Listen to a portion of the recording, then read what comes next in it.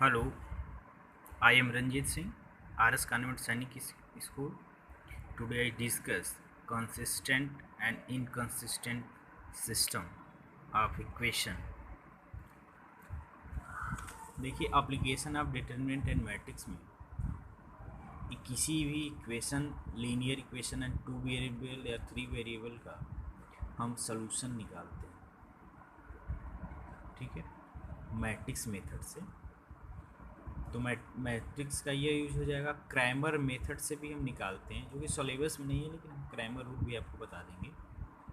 तो ये जान लीजिए किसी भी सिस्टम ऑफ इक्वेशन का कंसिस्टेंट सिस्टम और इनकंसिस्टेंट सिस्टम क्या होता है।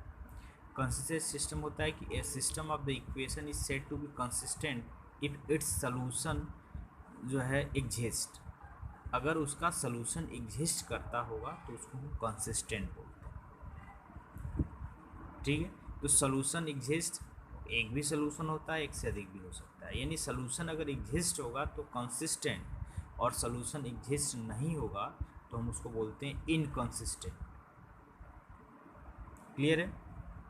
कोई लाइन जो है, अब आप 10th में पढ़े भी होंगे कि अगर कोई जो है लाइन, सपोज करिए कि ये एक लाइन है, लाइन का हम जनरल इक्वेशन लिखें तो A X plus B Y plus C equal to 0। इसमें वेरिएबल क्या है आपका, एक्स और वाई है, 2 वेरिएबल लीनियर इक्वेशन है। और एक लाइन ये दी हुआ, ध्यान समझिएगा, ये 2 लाइन दी हुई है, ये आपस में क्या है, इंटरसेक्ट कर रही है, यानी आपस में ये जो है एक दूसरे को कट कर रही है। तो उस केस में यह दोनों जो लीनियर इक्वेशन ये कंसिस्टेंट होगा, क्योंकि इसका एक सलूशन आया, और जो यह इस एलिमेंट का कोऑर्डिनेट होता है वही उसका क्या होता है, सलूशन होता है, ठीक है।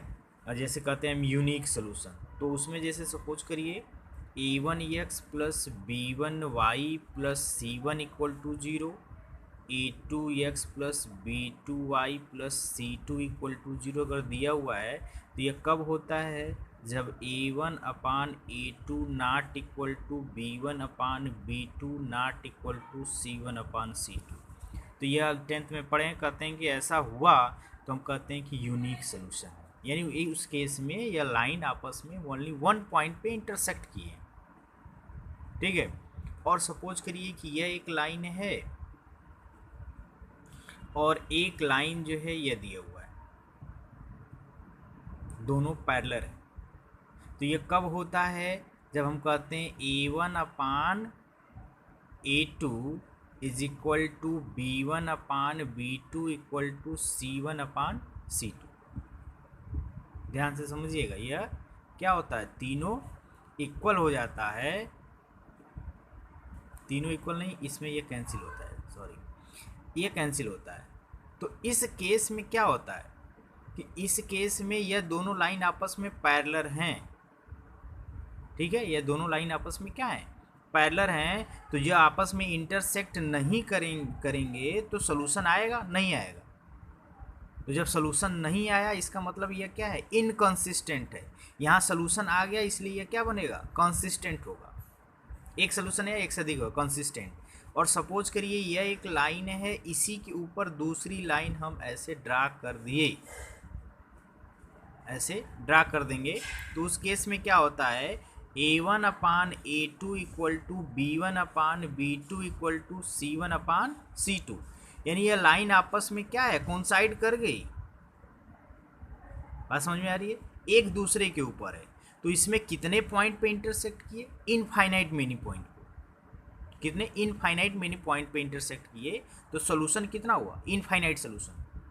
यानी इस केस में भी कंसिस्टेंट होगा। कंसिस्टेंट का मतलब एक हो या एक से अधिक सोल्यूशन अगर आ गया तब तो कंसिस्टेंट, और नहीं आया तो इनकंसिस्टेंट। क्लियर है। तो यह 10th से आपको हम इसमें जोड़ के बताए हैं। तो इस तरह हम मैट्रिक्स मेथड से भी हम सॉल्व करते हैं। थोड़ा सा हम आते हैं कि system of solution of system of linear equation using inverse of A matrix.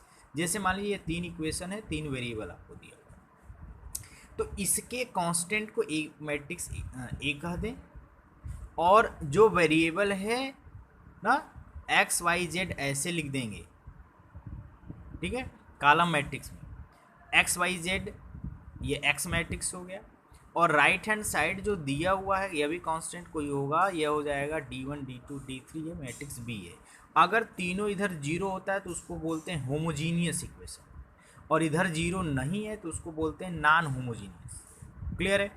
अब देखिए अगर ए एक्स इक्वल टू बी होगा, अगर ए और एक्स का मल्टीप्लाई करेंगे रो बाई कॉलम, तो इसका इससे मल्टीप्लाई प्लस B1 का y से C1 का z से, तो ये क्या हो जाएगा A1 x plus B1 y plus C1 z is equal to किसके, b के, किसके इक्वल टू D1। तो इसी को हम ऐसे लिख सकते हैं, इसी को ऐसे लिखे दे, मल्टीप्लाई करके देख लीजिए A X equal to B, X into A equal to B नहीं, A into X equal to B.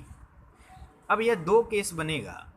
Case first है कि करेंगे if A is non singular, non singular मतलब जिसके डिटरमिनेंट की वैल्यू जीरो ना हो। If A is non singular then its inverse exist. अगर ए नॉन सिंगुलर होगा तो इनवर्स निकलेगा, क्योंकि पीछे क्लास में बता चुके हैं। तो हम क्या करते हैं कि इसी में ए इनवर्स से मल्टीप्लाई करते हैं। तो जब ए इनवर्स से मल्टीप्लाई करेंगे तो ए इनवर्स ए मिलके आइडेंटिटी हुआ इंटू एक्स, इधर ए इनवर्स इंटू बी हुआ। देखिए हम लेफ्ट ए इनवर्स मल्टीप्लाई किए हैं, राइट में मल्टीप्लाई करेंगे तो मल्टीप्लिकेशन नहीं होगा, क्योंकि वह आपका जो फर्स्ट पहले का लास्ट दूसरे का फर्स्ट के इक्वल होना चाहिए, तभी मल्टीप्लिकेशन होता है। तो यक्स इक्वल टू क्या आया, एक्स इक्वल टू आपका ए इनवर्स बी। इसी पे आपको क्वेश्चन करना है, यानी कोई पहले हमने कहा ए बना लेंगे, एक्स बना लेंगे और बी बना लेंगे। ए का डिटरमिनेंट निकालेंगे, उसका इन्वर्स निकाल के जो बी उसके साथ मल्टीप्लाई करेंगे तो यह एक मैट्रिक्स आएगी, वो कॉलम मैट्रिक्स होगा जिसका ऑर्डर 3x1 होगा। ठीक, उसको इस एक्स से, एक्स में एक्स वाई जेड कंपेयर कर लेंगे तो जो वैल्यू आएगी वही उसका सलूशन हो जाएगा। ठीक है, करें this matrix equation provided unique solution, this method of solving system of equation is known as matrix method. इसी को मैट्रिक्स मेथड से सॉल्यूशन बोलते हैं। सपोज करिए कि ए सिंगुलर मैट्रिक्स है, तो जब ए सिंगुलर मैट्रिक्स है यानी उसके डिटरमिनेंट की वैल्यू क्या है, जीरो है, तो उस केस में हमको क्या निकालना होगा, adjoint of A into B. ध्यान रखिएगा, अगर जीरो आ गया तब भी वह कंसिस्टेंट और इनकंसिस्टेंट दोनों हो सकता है। बात समझ में आ रही कि नहीं आ रही। अगर जीरो नहीं है तब तो सीधे सीधे कहिए यूनिक सोल्यूशन, यानी एक ही सोल्यूशन है, यानी कंसिस्टेंट हुआ।